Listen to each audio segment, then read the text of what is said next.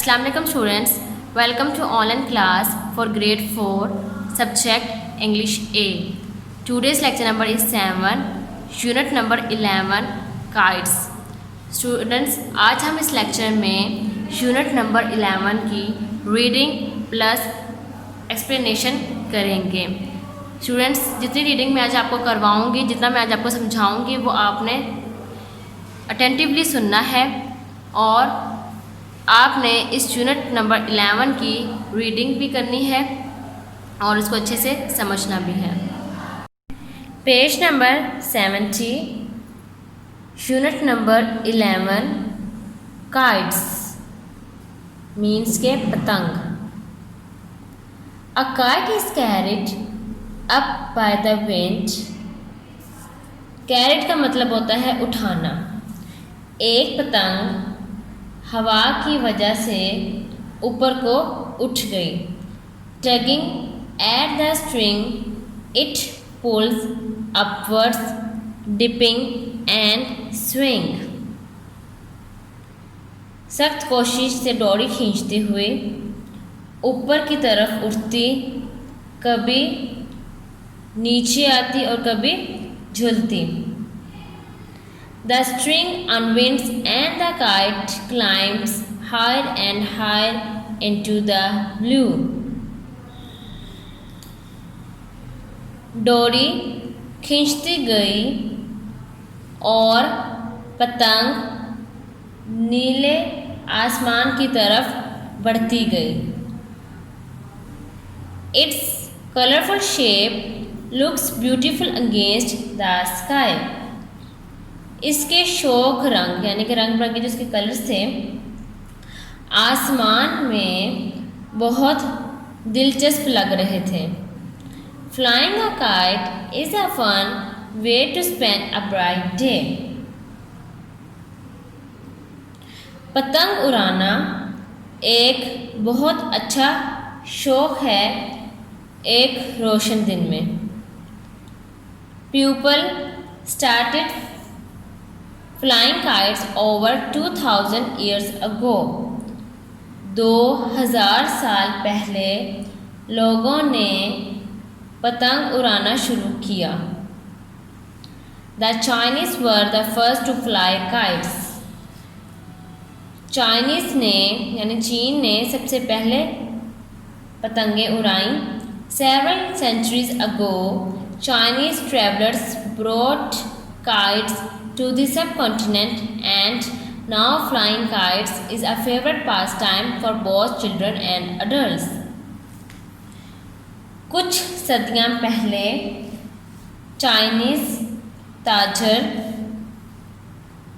बड़े सगीर में पतंगे लेकर आए और अब पतंगबाजी बच्चों और बड़ों दोनों में मकबूल है।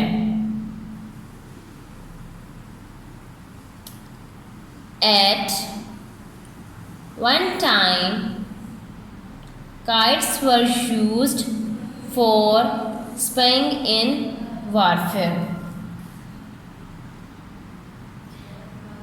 कई वक्तों में पतंगे, वारफेयर होता है जंग के दिनों में स्पाइंग कहते हैं हम जासूसी को, जासूसों का काम करती थीं।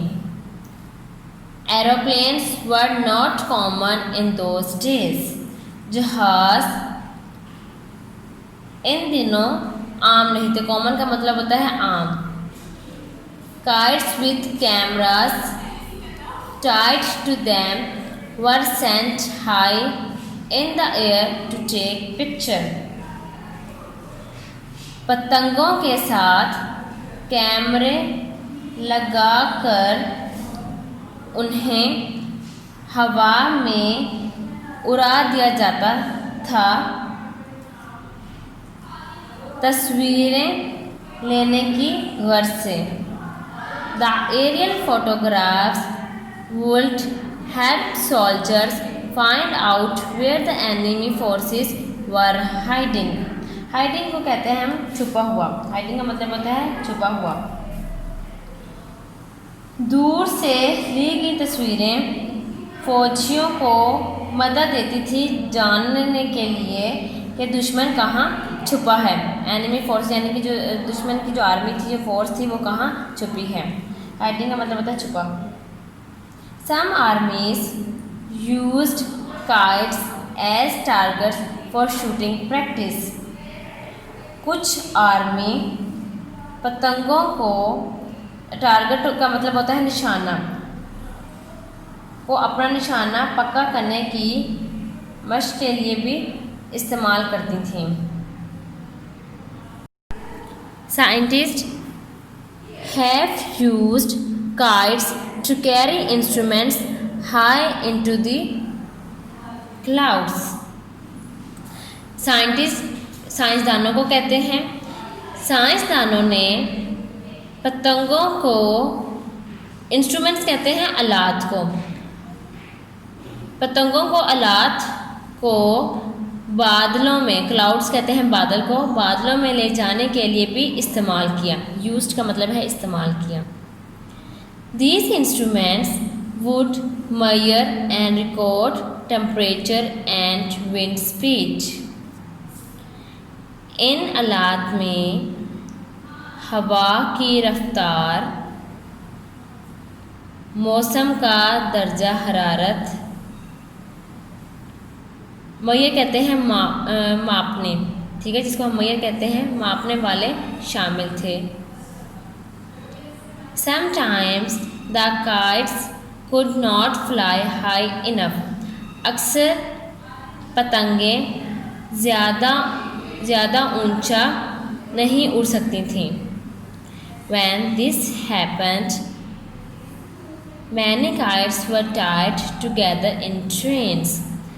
जब ऐसा होता था तो बहुत सी पतंगें कतार में बांध दी जाती थीं। टाइट का मतलब होता है बांधना। The first kite was sent as high as it could sail. पहली पतंग उड़ाई गई जितना ऊंचा वो उड़ सकती थी। Its string was then attached to the second kite. उसकी डोरी को दूसरी पतंग के साथ बांध दिया गया, which would help the first kite go even higher, ताकि पहली वाली के साथ ये भी ऊंचा उड़े। A third or even fourth kite could be added to the train. इसी तरह तीसरी और चौथी पतंग भी उसी कतार में शामिल होती गईं।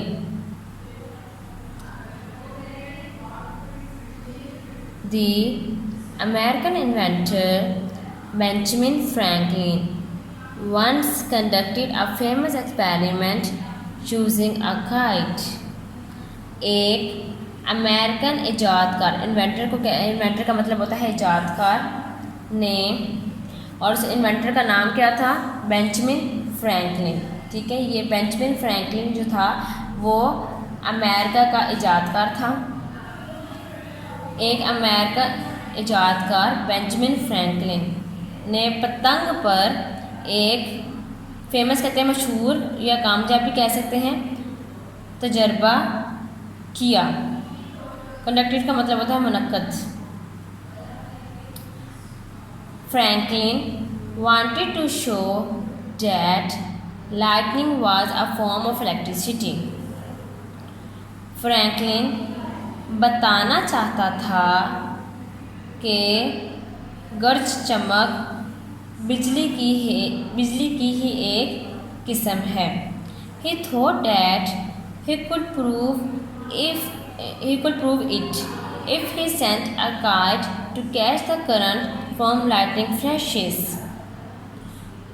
He thought, उसने सोचा कि अगर वो पतंग को भेजकर बिजली में करंट का अंदाज़ा लगा ले तो वो इसको साबित कर सकता है।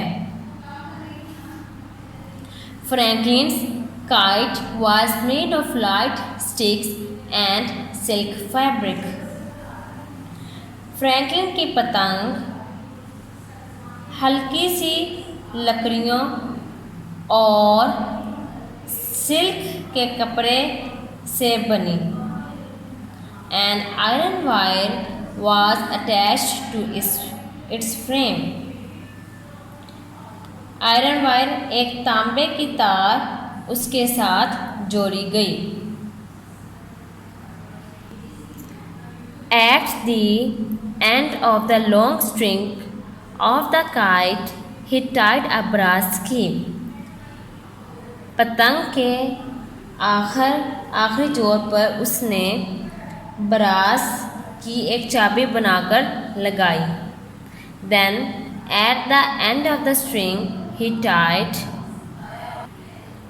a silk ribbon which he would hold while the kite flew. He knew silk would not conduct electricity well and hoped it would keep him safe. और उस डोरी के आखिर में उसने सिल्क का एक रिबन बांधा जिसे पकड़कर वो पतंग उड़ा सके। ही न्यू उसे पता था यानी वो जानता था कि सिल्क को बिजली नहीं पकड़ती, इस तरह वो बच सकता है करंट से। स्टूडेंट्स, इस लेक्चर में हमने यहीं तक रीडिंग करनी थी। आपने इस यूनिट की, जहाँ तक मैंने आज रीडिंग करवाई है, आपने इस यूनिट की अच्छे से रीडिंग करनी है और उसकी ट्रांसलेशन यानी एक्सप्लेनेशन को अच्छे से समझना भी है।